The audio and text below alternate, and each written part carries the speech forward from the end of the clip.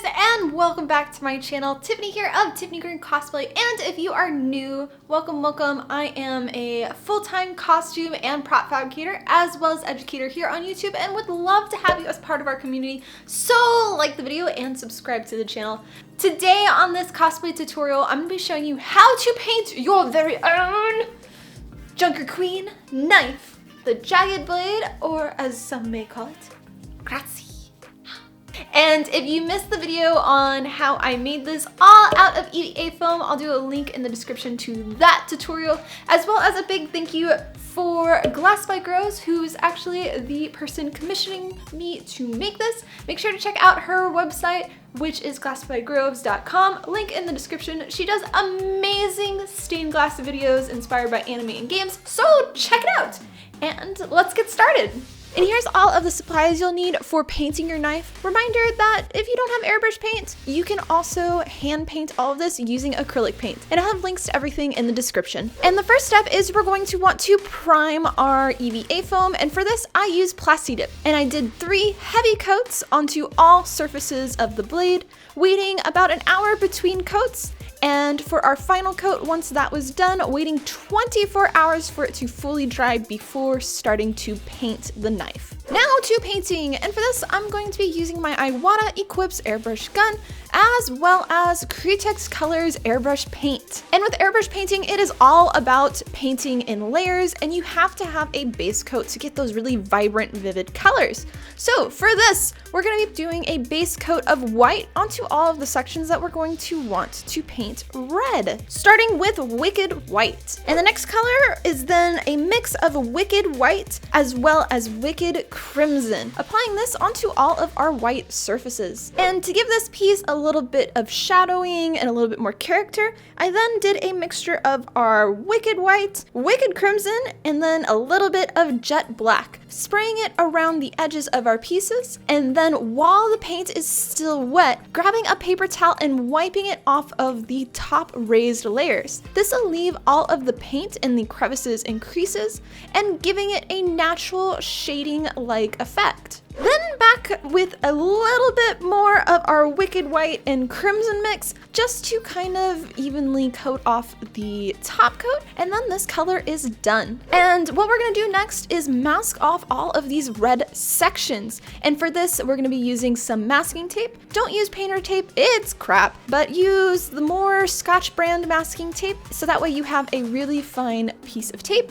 And what you're gonna do is get your tape, get the piece, put it onto your pants or onto your leg, and remove it. This will make the adhesive a tiny bit less, and it'll make it where when you put it onto all of your red painted surfaces, it will not remove any of the paint later, and you'll have it fully covered. Now for the next coat, again starting off with a base coat of Wicked White. And this is a very small section, but the next part is going to be the Daylight Blue, and it's just gonna go into this tiny little curve. Once the paint's dry, then mask it off with some more masking tape. Helpful tip, use some fine tweezers to help you put the tape into spots that you can't reach. Next part, we're gonna again use a base coat of Wicked White. Then once that is dry, you're gonna be using Metallic Gold, applying this to all of your white sections. Next, for some shading, and for this we're gonna be using a mixture of Metallic Gold as well as Wicked Brown.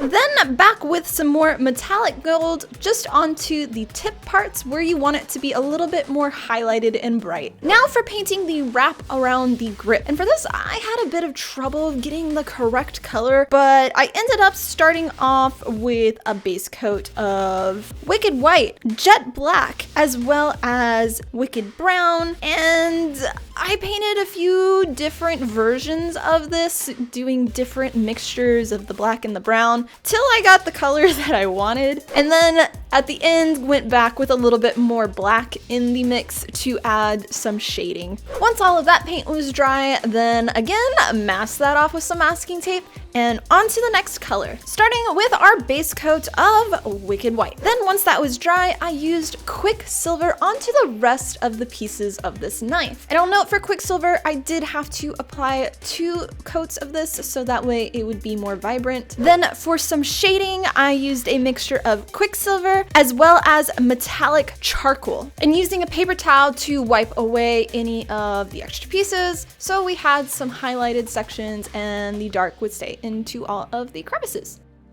And back one more time with our Quicksilver, and once that was dry, use some masking tape to mask off parts of the blade, including the pointed, jagged spine section. And for our final airbrush color, I used the metallic charcoal, spraying it to the last part of our blade. Now for the fun part, removing all of your masking tape. And if you followed what I said beforehand about putting the masking tape onto your leg first, you should have no issues with removing the masking tape and no peeling of your paint or your plasticated parts. And for me, I like to go back and do some touch-up painting, especially for like Overwatch characters. They tend to have more graphic lines to make things pop. So I go back by hand using, again, the airbrush paint, but with a paintbrush. And we're gonna be using jet black, going around a lot of our edges. This will also kind of help if you had any of the paint kind of smear from one side to the other, and we'll just clean it up and make parts pop a lot more. And the final step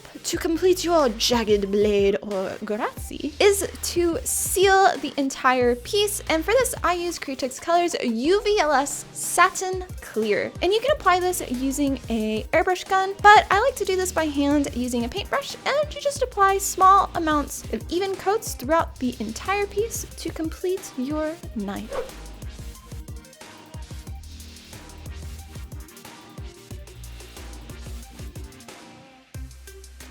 And that, guys, is how I painted. Grazie.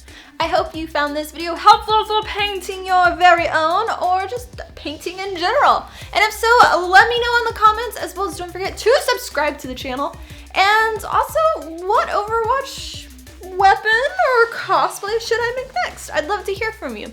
A big thank you to all of my company sponsors here on YouTube, as well as all of my members, specifically those legendary members who financially help to support me so I can continue bringing you cosplay tutorials for props and costumes and painting and whatnot as my full-time job. And I will see you for our next tutorial. Much love, guys.